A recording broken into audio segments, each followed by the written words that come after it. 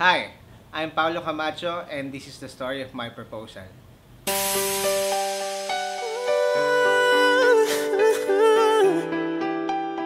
Oh yeah. 105 is the number that comes to my head when I think of all the years I wanna be with you. Wake up every morning with Basically, yung setup ng proposal ko is a flash mob proposal. Salamat nga pala kay Christian. Isa sa mga kakilala ko noon pa. Siya yung nag-setup ng crew para sa flash mob. forever be enough, so there ain't no need to rush. But one day I won't be able to ask. So yung plano ng proposal, nag-start siya bago pa umuwi si Pauline galing Abu Dhabi. So ang talagang kasabot ko is yung mami niya, si Tita Marlene. Nagsabi ako sa kanya na magpo-propose na ako, and then yun nga, pumayag naman siya, and of course nag-start na kami magplano para doon. And another part of the plan, yung ate niya, kasi kailangan ko makuha yung ring size ni Pauline para sa singsing. In constant communication kami ng mami niya saka ng ate niya para dun nga sa ring, saka yung para sa setup mismo ng proposal. So may friend siya doon na nag-work dati, and she has access doon sa mismong restaurant. Nung nandito na sila, nagkaroon kami ng parang ocular inspection para makita yung venue, pero hindi alam ni Pauline yun. Ang alam niya, mamamasyal lang talaga kami sa Ocean Park. Kung paano namin na-set yung date, nung una, parang nagkukwentuhan kami. Ang alam ni Pauline, magkakaroon ng birthday party yung mami niya. So, nung una, pinag-uusapan namin kunyari kung anong date, and then biglang nag-suggest yung mami niya na March 22, which is our monthsary. Kunyari, nag-agree din yung ate ni Pauline, si Ate Marjo. Nung una, kumukontra si Pauline kasi sabi niya, syempre, namin yun monthsary namin yun. Tapos ako, kunyari, pumayag ako. Sabi ko, sige, March 22 na lang para tipid, isang celebration na lang, isang handaan na lang yung birthday ng mami niya sa monthsary namin. So, nung una, parang medyo nagagalit-galit po siya sa akin kasi sabi niya, wala daw pala akong plano para sa monthsary namin. Pero syempre, hindi niya alam, yun yung proposal. March 22, dumating yung araw ng March 22 para mag-propose ako. Pero ang alam ni Pauline, magdi-dinner kami. And another part of the plan, kunyari, in-invite ng mami niya, ni Tita Marlene, si mama ko, para umattend din doon sa birthday celebration niya. Ang setup namin, kunyari, merong kumakain din doon sa restaurant kung saan kami kakain na magpo-propose din sa girlfriend niya.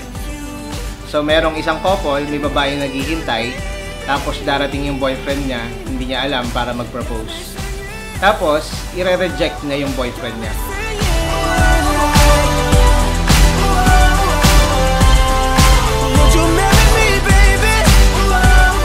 After that, mag-i-start na yung sasayaw na yung isa-isa, yung flash mob.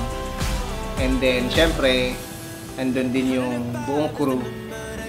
Tapos yun, hanggang sa sumayaw na rin yung lalaking kunyari nag-propose, and nagulat si Pauline, nagulat yung lahat kunyari, kung bakit pati yung babaeng pinag-proposan, sumayaw din. So parang ganun ang naging takbo ng storya. Ayun, tapos buti everything went on smoothly. Hindi siya nakahalata na yung setup na yun is setup lang talaga, na in the end, siya talaga yung sa kanya, ako talaga yung magpo-propose sa kanya. So, hindi pa rin siya siguro nagda-doubt. I mean, sabi niya kasi, parang up and down daw sa utak niya na setup ba ito para sa akin o hindi. Tapos biglang mawawala yung idea na setup kasi nga, nasusulan siya ng mga nasa likod niya. Sila Tita Mai, sila Jam, saka iba niya pang mga pinsan. Dumating na dun sa point na hinatak ako nung isang dancer, si Christian, yung leader ng crew. Hinatak ako papunta dun sa mga dancers din. Pero siguro akala niya sasayaw ako. Pero hindi kasi ako dancer talaga. So, akala niya nun, parang nakuha lang ako, parang wala lang, napagtripan lang na ako yung hilahin.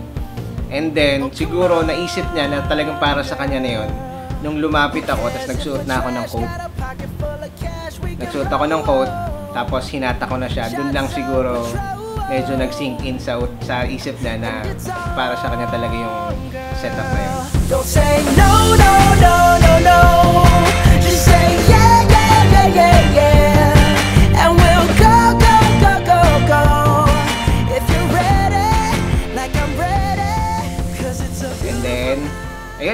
dire-diretso na, nag-propose na ako.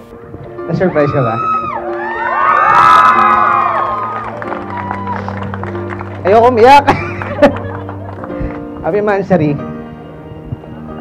Teka. Baba mo muna yung flowers.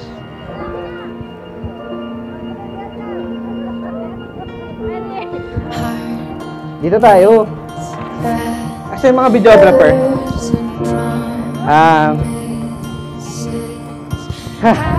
Kinakabahan ako. Sabi mo kasi, siguraduhin ko sarili kong ready na ako. Hirap pala nito. Dati ako yung may hawak ng camera, ngayon ako yung sinushoot.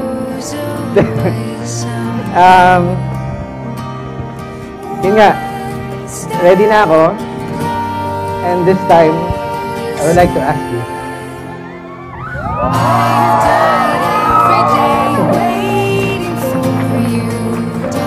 Do you wanna grow old with me? Will you marry me?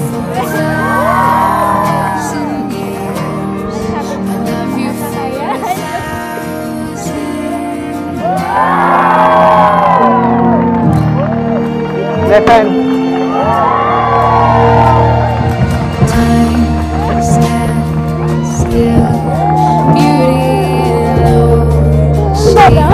She said yes!